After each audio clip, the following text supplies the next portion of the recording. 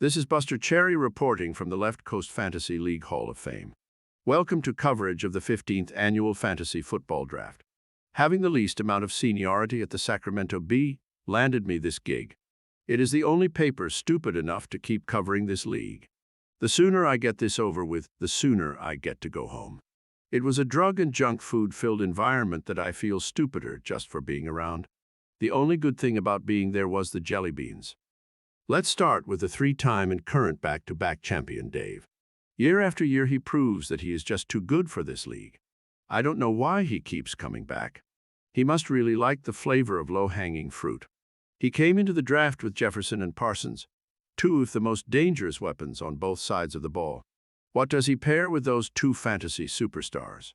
Chicago's backfield Montgomery and Herbert, who I am now nicknaming the Teddy Bears, and an unproven running back, who just had his ACL glued back together. He grabbed a few rookies, but his ultimate power play was landing Joe Burrow. If he could take the weak-ass Bengals to the Super Bowl, then he can for sure secure Dave the three-peat. Next up we have Jason. I'm not surprised by much in life anymore at this age, but I was completely caught off guard by the size of his head. He somehow came to the conclusion that landing CMC again was a good idea, but at least he got him to come back on a $17 pay cut. All attention was on Jason when Mahomes got nominated, but he swiftly declined having his eyes on Kyler the whole time. He put a league-high $32 into his defense, $8 more than second highest, so let's hope he didn't overdo it and can finally win that championship. I doubt it, but it is always fun to root for the underdog. The Jump Logs made the playoffs last year for the first time. Not only did they make the playoffs, they landed in the money at third place. Sean came into the draft keeping a ready-to-break-out Pollard and Connor, Arizona's baby bell cow. He should have another strong defensive year by bringing back DJ again and pairing him with Devin White. Sean was going to be my championship pick until I realized he had Poo-Poo Smith-Schuster on his bench. That is a deal-breaker for me. It is similar to finding out a woman has crabs. Team Nigem somehow manages to get it done again. They keep saying he is God's favorite fantasy player, and now I am starting to believe it. Keeping running back Fournette and little zigzag aka Renfro. He spent most of his money on bringing Dalvin Cook back to the franchise. He also got his handcuff rookie in Metcalf with some serious keeper meat on the bone. Although he got it done in the draft, he couldn't stop losing on the dartboard.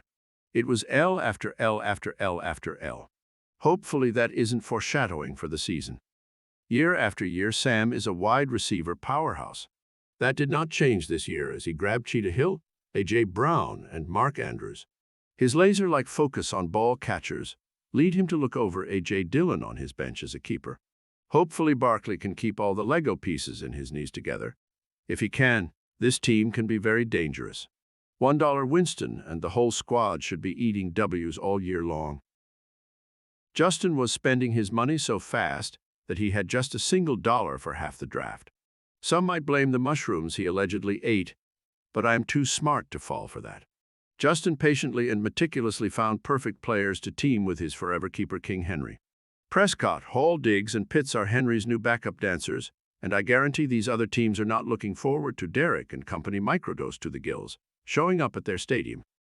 After a 14-year hiatus, John Locke, the original champion, returns to defend his title. He was tired of hearing about Dave dominating the league year after year, so he showed up as a reality check. Taking over for the legendary Flaccid Skeeters, John was able to enter the draft, keeping Jamar Chase for pennies on the dollar. Spending the most in this year's draft, John paid $92 to get his guy Taylor. After getting in an expensive back and forth for Hollywood Brown, John was forced to doom his franchise, and by paying $4 for Kirk Cousins. Start planning for next year, John. The only place Kirk is taking you to is the bottom of the rankings. Next up is Houston's fan club. They should be a fan of athletic trainers because Eckler and Kamara have two of the loosest sets of ankles in the league and will be needing a lot of tape. With no running back depth and only $4 total spent on defense, Houston will be counting on his three-headed wideout crew of Johnson, Evans, and Robinson to step up big time. Moving on to the power couple of the league, Anthony and his computer. They strategically did not pay gas at their residence for over 6 years, all for it to come to a head in the middle of the draft, throwing everyone off. Not just smart, super smart. Keeping Debo and Williams for a combined $34, gave him the room to bring in Higgins for 44. Also landing Wilson to ride as his quarterback. Anthony is looking to boat race the stats to his first ever Reebok Classic win. After he wins the Classic Week 2, he will put his eyes on the championship. Some big news at this year's draft was Chad's rebranding of his franchise. It is officially the start of the Toasty Loaves era. I should have told him that even though the name is new, everyone still remembers that he is a free win. He kept the number 1 quarterback Allen and the number 1 linebacker Smith to start the new team off with proper leadership. Chad then did what any respectable player who wants to win would do. He went and got the Detroit Lions' whole backfield. Another power move was forgiving and bringing back Mike Thomas, who years ago derailed his franchise. Although it's a rebranded franchise, I feel like redemption for the past is what they are looking for. Coming in next is Joe, the younger of the 2 Dilly brothers. He stepped up and mained the auction with great gusto when no one else wanted to do it.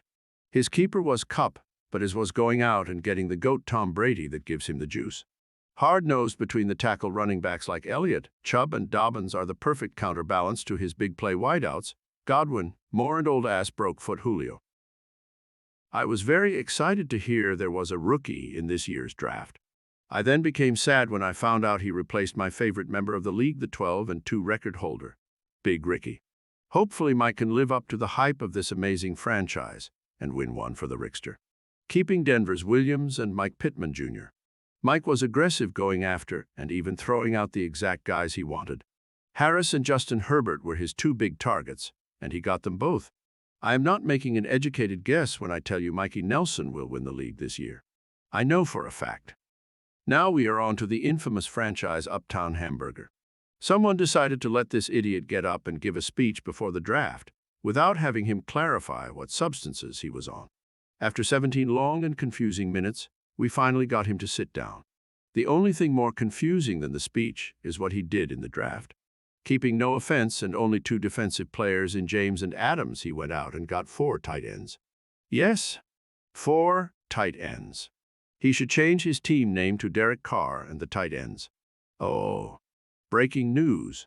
John P. traded a tight end to Omar for Turpin. Who is Turpin? He is only projected 1.9 points week 1. I don't think this dingbat knows what he is doing. Finally, we are at the last guy. Adam Sappington, the Sap Daddy himself. He kept Waddle for a good value, and then did what any smart owner who wants to win would do. He went and got Patty Mahomes. Patty and Sap Daddy's coming in hot this year. Adam spent the second most on his defense, setting up an epic clash with Jason during Week 9's rivalry week. With an already solid roster, he also has D-Hop in the fold waiting to get off suspension. If his running backs stay healthy and his rookies play out, Adam could be the one to finally take the crown off Dave's head. That's it. I am done. I hated every minute of this job. It was hot and out of 14 total guys. I did not hear one funny joke or reference. I don't understand how this league has been together for 15 years, but congratulations to everyone who takes part in this monstrosity. This is Buster Cherry signing off for the Sacramento Bee.